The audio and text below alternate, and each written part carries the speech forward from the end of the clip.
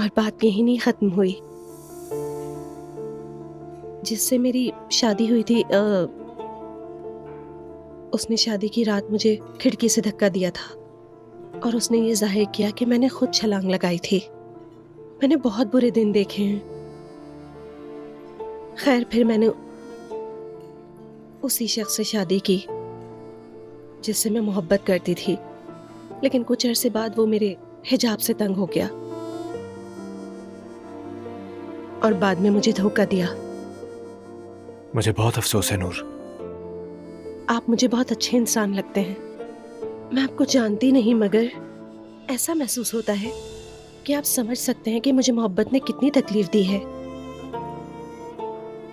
यानी मेरा दिल टूटा, बर्बाद हुई, टूट कर रह गई। इसीलिए मैं दोबारा वो सब कुछ नहीं झेलना चाहती। मैं वो गलतियां दोबारा से नहीं दोहराना चाहती। मुझे इसमें आपकी मदद चाहिए होगी यूसुफ साहब। समझ रहा हूं, मगर मैं आपकी कैसे मदद करूं? अगर आप अपनी अम्मी से कह दें कि आप मुझे पसंद नहीं करते और मुझसे शादी नहीं करना चाहते, तो मेरी अम्मी भी जबरदस्ती नहीं करेंगी। क्या? क्या आपको बुरा नहीं लगेगा? हरगिज नहीं, बल्कि मुझे बहुत खुशी होगी। ठीक है, मैं कह दूंगा उनसे। वाकई में आप कह देंगे? अल्लाह आपको बहुत खुश रखे। हम सबको खुश रखे।